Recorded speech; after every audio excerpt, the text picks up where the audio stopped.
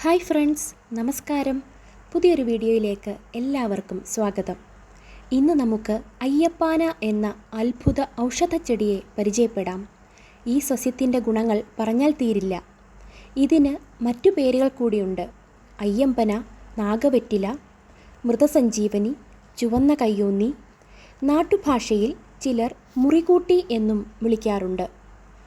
മൃതസഞ്ജീവനി എന്ന് ഈ സസ്യത്തെ വിളിക്കാൻ കാരണം ഒട്ടുമിക്ക എല്ലാ രോഗങ്ങൾക്കും പ്രതിവിധിയായി ഉപയോഗിക്കുന്നതുകൊണ്ടാണ്. മനുഷ്യനും മൃഗങ്ങൾക്കും ഒരുപോലെ ഇത് ഉപയോഗിക്കാം. രക്തസ്രാവം നിർത്താനും മുറിവുകൾ ഉണക്കാനും ദഹന പ്രശ്നങ്ങൾക്കും ഇത് പ്രധാനമായും ഉപയോഗിച്ചു വരുന്നു. അയ്യപ്പാനയുടെ പ്രധാന ഉപയോഗങ്ങൾ നോക്കാം. സ്ത്രീകൾക്കും പുരുഷന്മാർക്കും ഉണ്ടാകുന്ന എല്ലാ തരത്തിലുള്ള അമിത രക്തസ്രാവത്തിനും ഇത് പ്രതിവിധിയാണ്. പൈൽസ്, ഫിഷർ, ഫിസ്റ്റുല തുടങ്ങിയ രോഗങ്ങൾ ഉള്ളവർ അയ്യപ്പാന കൃത്യമായി കഴിക്കുകയും ആഹാരത്തിലുള്ള പഥ്യം പാലിക്കുകയും ചെയ്താൽ അസുഖത്തിന് ശമനമുണ്ടാവും. ബ്ലീഡിംഗ് പൈൽസിന് ഉത്തമ പ്രതിവിധിയാണിത്.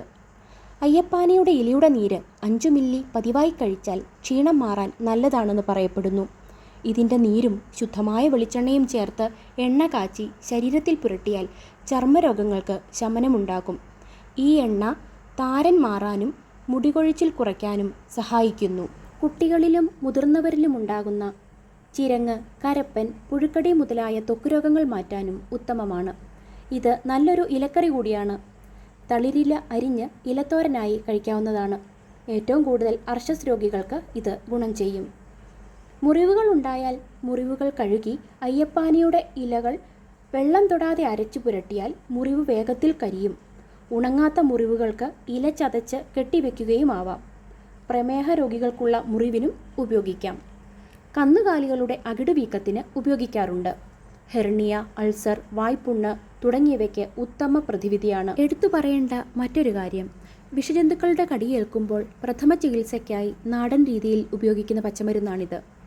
ചിലന്തി, തേൾ, കടന്നൽ, പഴുതാര പോലുള്ള ചെറുപ്രാണികളുടെ കുത്തേറ്റാൽ അയ്യപ്പാന നീര് പുരട്ടുകയോ ഇല അരച്ചിടുകയോ ചെയ്യാം.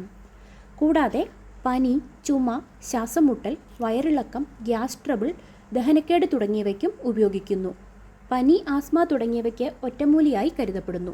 ഈ ചെടിയുള്ളിടത്ത് പാമ്പ് വരില്ല എന്നും പറയപ്പെടുന്നു.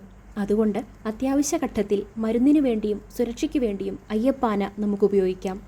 നമ്മുടെ എല്ലാവരുടെയും വീട്ടിൽ ഉറപ്പായും ഉണ്ടായിരിക്കേണ്ട ഔഷധച്ചെടിയാണിത്. ഓരോരുത്തരുടെയും ആരോഗ്യസ്ഥിതിക്കനുസരിച്ച് കഴിക്കേണ്ട അളവിൽ വ്യത്യാസം വരാം. അതുകൊണ്ട് കൃത്യമായ അളവും ഉപയോഗവും ഒരു ഡോക്ടറോട് ചോദിച്ച് മനസ്സിലാക്കിയ ശേഷം മാത്രം കഴിക്കുക.